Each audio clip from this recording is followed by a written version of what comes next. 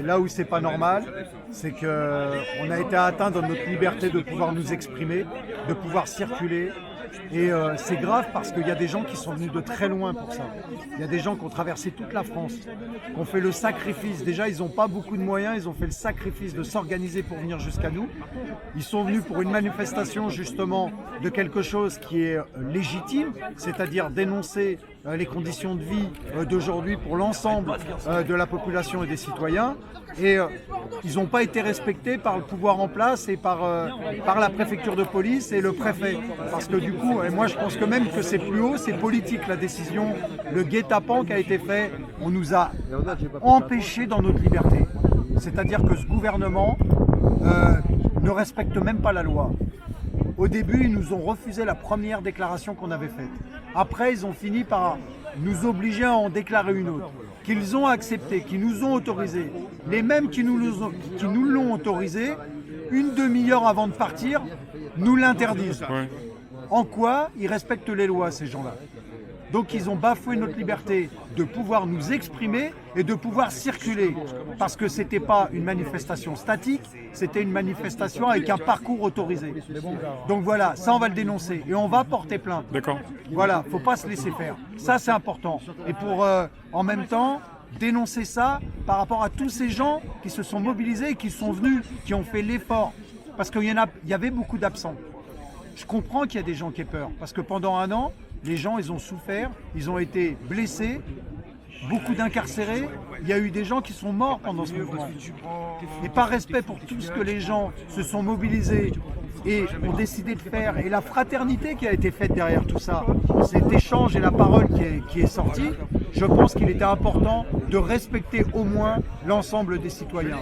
Ce gouvernement, il n'est même pas digne parce qu'il ne respecte pas les citoyens. Déjà, il ne répond pas à toutes nos doléances.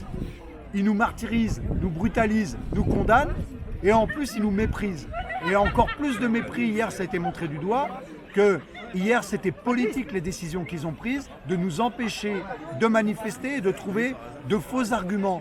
Parce que c'est eux qui ont créé des dissensions et des tensions hier. Ils ont créé ces tensions en continuant à charger les gens, à gazer les gens. Quoi, parce qu'il y a une palette qui brûle, on arrête une manifestation?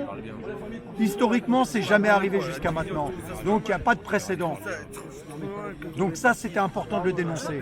Et deuxième chose, au moins, en n'étant pas tous au même endroit, eh ben, on a occupé le terrain et Paris, ça a bougé de partout. Et du coup, même les forces de police étaient obligées d'être partout à la fois plutôt d'être concentrées à un seul endroit. Donc ça nous a servi. Aujourd'hui, il était important d'être là. Voilà, on est à la Fontaine des Innocents. C'est pas innocent. Et en même temps, je pense que les gens qui ont voulu dénoncer les conditions de vie d'aujourd'hui, essayer de vivre mieux, eh ben, la Fontaine des Innocents, je pense qu'elle résume bien.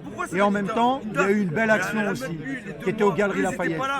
Aux Galeries Lafayette, elle était intéressante, cette opération. Parce que du coup, eh ben, ce qui rapporte le plus, les grands magasins, là où les gens vont, parce qu'ils ont forcément, pour certains, assez de moyens pour éviter de penser à l'ensemble de la population qui est dans le besoin, eh ben, ce grand magasin a été bloqué toute la journée. On leur a fait perdre de l'argent. Et ces gens-là, eh ben, aujourd'hui, ils ont pu voir aussi que les gilets jaunes, c'était pas terminé parce qu'ils n'ont rien éteint. On n'est pas essoufflé, on est juste digne d'avoir levé la tête et d'avoir dénoncé aujourd'hui les inégalités de ce pays. Voilà, c'est tout ce que je voulais dire. Et la Constitution telle qu'elle existe aujourd'hui, il faut la revoir, la repenser avec les citoyens et pour les citoyens.